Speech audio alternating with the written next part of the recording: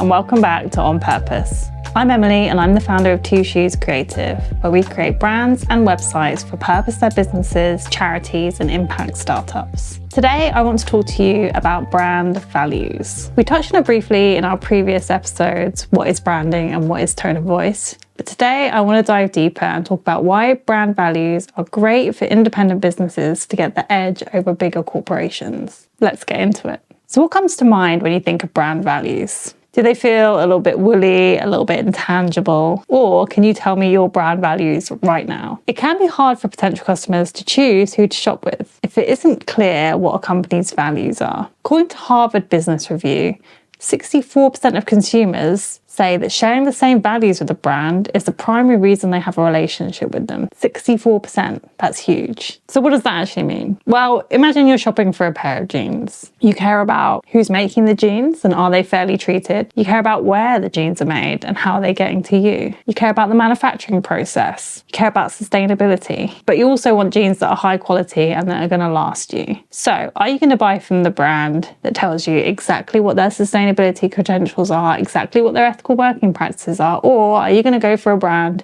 where they don't talk about any of that stuff?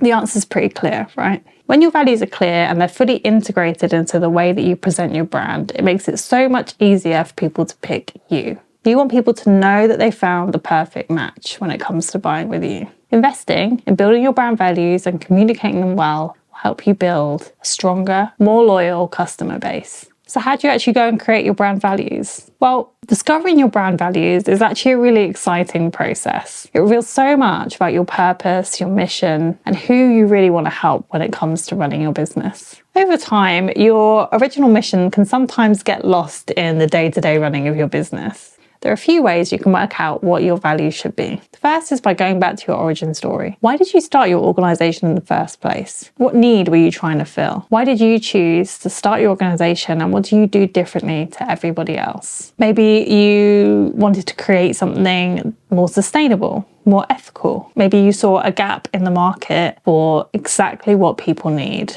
Think about what makes you different and the journey that you took to starting your organization. The second thing to do is to talk to those around you. If you have a team, talk to your team. What do they think the values of your business are in response to how you're working with them and how you run things day to day? This can be really insightful. It's also good to speak to your audience. Ask your loyal audience why they chose you and what values that they think your business holds. Now, there should be an overlap between the values that you think you have and the values that your team and your audience have. It's really important that your brand values are authentic.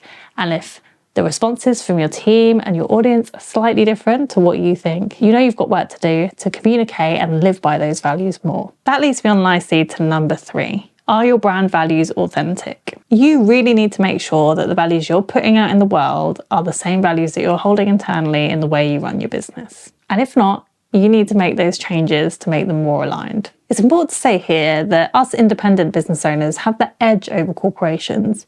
With much smaller teams and much smaller operations, we can really make sure that our values are shining through in everything we do.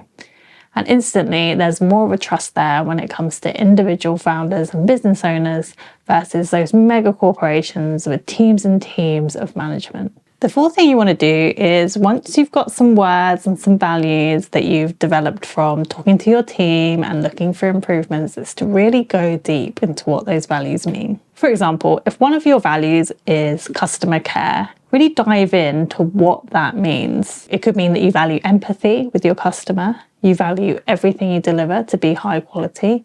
You go above and beyond when it comes to customer service.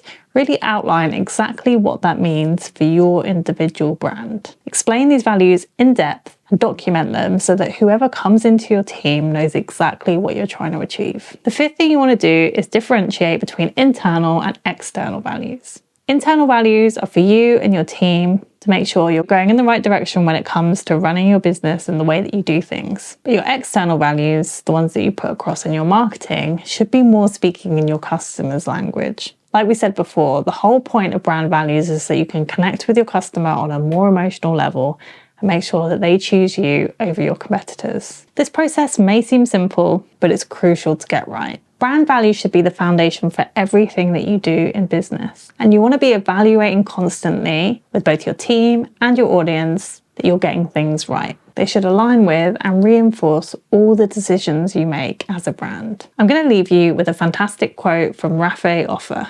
Stay true to your values. That's why you are a success in the first place, and that's how you make incredible things happen. If you want to create compelling brand values that really connect with your audience, Two Shoes Creative are here to help. Click the link below to book a free consultation call with me, and we can talk about how we can make your business or your charity grow. Thanks for listening. Next time, we'll be speaking all about brand visual identity. That's the logos, the colours, the typography. See you next time. Thank you for listening to this episode of On Purpose, the podcast dedicated to breaking down the fundamentals of building purpose-led brands. If you love the show, please do leave a review, and why not send it to someone who'll love it too.